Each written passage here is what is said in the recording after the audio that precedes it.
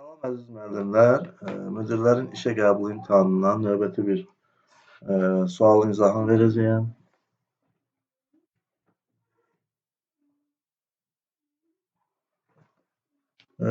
Deməli, məktəbəqədər təhsil müəssisələrinə müdir vəzifəsinə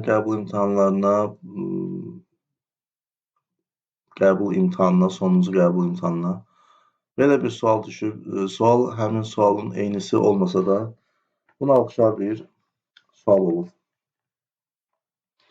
Amma sualın izahına başlamazdan öncə qeyd edim ki, bu mövzu çərçivə sənədində yoxdur. Ümumiyyətlə, bu mövzu çərçivə sənədində yoxdur.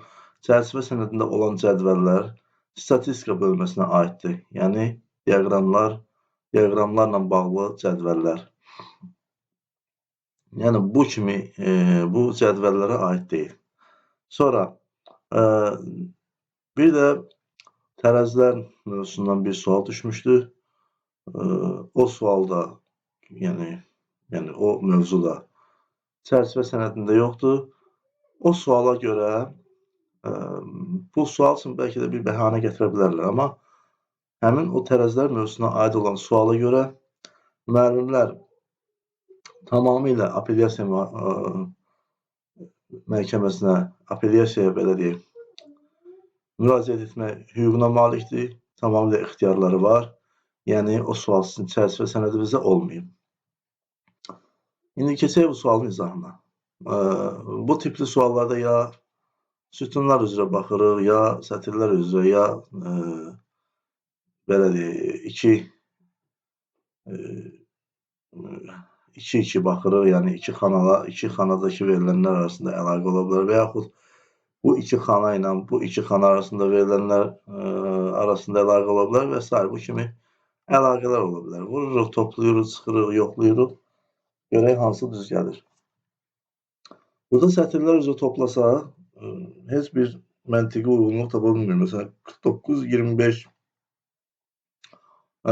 74, bu da 10, 6, 4, 10, 84 edir. Aşağıdakı sətri toplasaq, 49, 56, 59 edir. Heç bir əlaqə yoxdur. Və yaxud deyək ki, 2-2 baxaq, 49 ilə 25-i toplayanda 74 edir, 6 ilə 4-ü toplayanda 10 edir. İndi bunu 6 ilə 4-ü yan-bayan yazıb 64 eləsək, üstünə 10 gəlsə 74 edir. Deyək ki, yuxarıda belə bir qanun uyğunluğu var. Amma aşağıda həmin qanun uyğunluğu gözlənilmir. 35, 14, 49 edir. 7, 3, 10 edir, amma 73-ün üstünə 10 gələndə 83 edir. Yəni, yuxarıdakı prinsip pozulur. Odur ki, burada başqa bir məsələ var. 49 ilə 25 topladıq, bir şey ala bilmədiksə, 49 ilə 25-i çıxaq. 49 ilə 25-i çıxanda qalır 24. Bundan sonra baxırıq ki, 6 və 4-dən 24-ü necə ala bilərik? Ancaq bir-birinə vuraraq ala bilərik. 6-nı 4-ə vururuq, eləyirik 24. Görək aşağıda ikinci sətirdə də gözlənilirmi bu prinsip? 35, 14, 35-dən 14 çıxanda 21 qalır. 21-i 7 ilə 3-dən necə almaq olar? Ancaq onları bir-birinə vuraraq almaq olar. Həqiqətən də yuxarıdakı qanun uyğunluğu görür ki, bu sətirdə də gözlənilir. Üçüncü sətrə baxsaq, 52-dən 24 çıxanda 28 qalır. 4-ü 7-yə vuranda 28 eləyir. Demək ki, qanun uyğunluğumuz budur.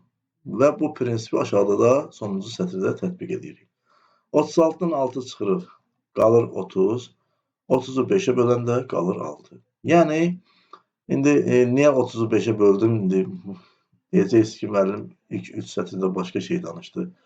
Axırda başqa bir şey dedi. Başqa şey danışmamışam. İlk 3 sətirdə də eyni şey danışmışam əslində. Yəni, 49-dan 25 çıxanda 24 qalır. 24-ü 6-ya böləndə 4 düşür. 49-dan 25 çıxanda 24, 24-ü 6-ya böləndə 4. 35-dən 14 çıxanda 21, 21-i 7-yə böləndə 3. 52-dən 24 çıxanda 28, 28-i 4-ə böləndə 7. 36-dan 6 çıxanda 30, 30-u 5-ə böləndə düşür 6. Cavab C variantı. Sağ olun. Növbət görüşlərdə görüşənədək sağ olun.